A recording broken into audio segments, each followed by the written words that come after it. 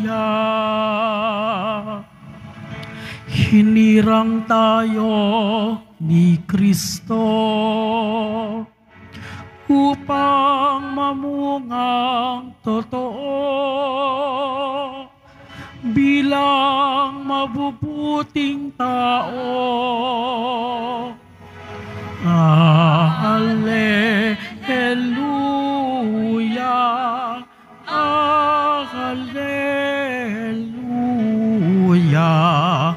Hallelujah. Hallelujah. Sumainyo ang Panginoon. At sumaiyo rin. Ang pagpapahayag na mabuting balita ng Panginoon ayon kay San Lucas. Papuri sa iyo, Panginoon. Noong panahong iyon, ang Panginoon ay humirang ng 72. Pinaunan niya sila ng dala-dalawa sa bawat bayan at pook na patutunguhan niya. Sinabi niya sa kanila, sagana ang aanihin, ngunit kakaunti ang mga manggagawa. Idalangin ninyo sa may-ari na magpadala siya ng mga manggagawa sa kaniyang bukirin. Humayo kayo. Sinusugo ko kayo na parang mga kordero sa gitna ng mga asong gubat. Huwag kayong magdala ng lukbutan, supot o paniyapak. Huwag na kayong titigil sa daan upang makipagbatian kanino man. Pagpasok ninyo sa alinmang bahay, sabihin muna ninyo, maghari nawa ang kapayapaan sa bahay na ito. Kung maibigin sa kapayapaan ang nakatira roon, sa kanila ang kapayapaan. Ngunit kung hindi, hindi sila magkakamit nito. Manatili kayo sa bahay na inyong tinutuluyan, kanin ninyo at inumin ang anumang idulot sa inyo, sapagkat ang manggagawa ay may karapatang tumanggap ng kaniyang upa. Huwag kayong magpapalipat-lipat ng bahay. Kapag tinanggap kayo sa alinmang bayan, kanin ninyo ang anumang ihain sa inyo. Pagalingin ninyo ang mga may sakit doon at sabihin sa bayan, nalalapit na ang paghahari ng Diyos. Ang mabuting balita ng ating kaligtasan. Pinupuri ka namin, Panginoong Hesukristo. Magsiupo muna po tayong lahat. Magandang umaga po sa inyong lahat. Magandang umaga sa mga deboto ng ating mahal na Poong Nazareno. At ngayong araw na ito ay ating ginugunita ang kapistahan ni San Lucas. Si San Lucas na isa sa mga manunulat ng ating Ebanghelyo. Isa siya dun sa tinatawag na four evangelists. Si San Lucas na isang doktor, isang physician, at isang manunulat. Ang Ebanghelyo na narinig natin kay San Lucas mismo ay isang tagubilin, isang paalaala. Una, ang paalaala sa atin, ang Panginoon ay pumili ng 72,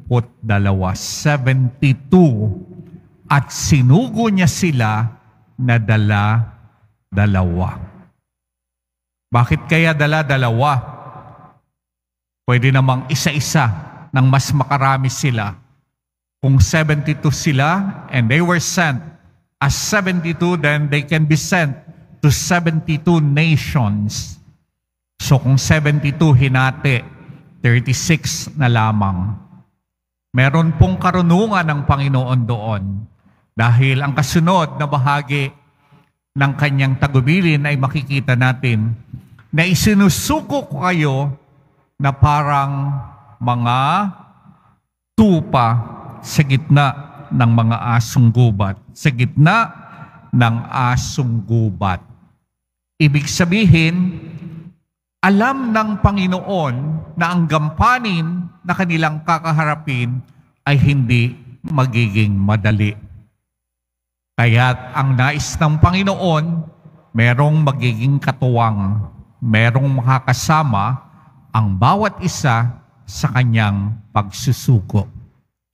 At sa pagsusuko na iyon ng Panginoon, para kayong mga kordero sa gitna ng asong gubat, marami kayong kakaharapin ng mga pagsubok. Hindi lahat ay posibleng tatanggapin kayo. Marami kayong pagdaraan ng mga problema. Marami kayong susuungin ng mga paghihirap. Pero, kung merong kayong kasama, mabigat man, mahirap man, ang lahat ay magiging madali. At ganyan din sa ating personal na buhay. Hindi ba't mas madaling harapin ang buhay kung meron tayong katuwang? At lalo't higit, mas nagiging madali, mas magiging maalwa ang pagdadala at pagharap sa mga pagsubok ng buhay kung kasama natin ang Poong Jesus Nazareno. Tayong lahat, sa tuwing tayo ay narito, dinadala natin sa Panginoon ang ating mga dinadala, ang ating mga hirap. Pero kung titingnan natin ang Poong Jesus Nazareno, sa kanyang balikat, pasan-pasan niya ang krus. Subalit, tandaan natin, ang krus ng Poong Nazareno ay hindi lamang tanda ng paghihirap.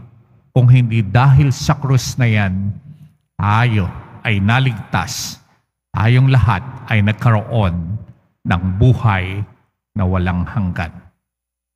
Ang ikalawang tagubilin ng ating Panginoon, sa inyong paghayo, huwag na kayong magdadala ng anupaman. Huwag kayong magdala ng lukbutan, ng supot, o ng panyapak. Dahil ang katiyakan na kung ang Diyos ang nagsugo sa atin, ang Poong Nazareno ang nagsugo sa atin para sa isang gawain o para sa isang misyon, tinitiyak niya, kailanman hindi niya tayo pababayaan. Sapagkat ang Diyos sa simula't simula pa lamang, mula sa lumang tipan hanggang sa bagong tipan, tapat ang Diyos sa kanyang pangako. At ang kanyang pangako kailanman hindi niya kinalilimutan at hindi niya binabalik ang pangakong iyan. At ano ba ang pangako sa atin ng Diyos? Kasama ninyo ako hanggang sa dulo ng mundo, hanggang sa dulo ng panahon. Hindi ko kayo iiwanan. Kaya't meron man tayong mga takot sa ating mga puso, meron man tayong mga alalahanin sa ating mga sarili, ang lahat ng iyan, ipagkatiwala natin sa mahal na Poong Nazareno. At ang ikatlo na paalala sa atin, sagana ang aanihin, ngunit kakaunti ang mga manggagawa. Idalangin ninyo sa may-ari ng ubasan o ng bukirin na magpadala pa ng marami pang manggagawa. Marami pang gawain, marami pang gampanin na kinakailangang tapusin upang ang paghahari ng Diyos ay tunay ngang maranasan at maramdaman ng bawat isa. Subalit, kulang ang manggagawa. Ang gawain ng pagpapakabanal, ang gawain ng pagliligtas, at ang gawain ng pagpapahayag na ang Diyos ay naririto na at ang Diyos ay kasama na natin, hindi lamang iyan para sa aming mga pari, mga relihiyoso, mga obispo, kundi para sa ating lahat. By virtue of baptism, noong tayo ay binyagan, tayo ay tinalaga upang maging hari, maging pari, at maging mga propeta.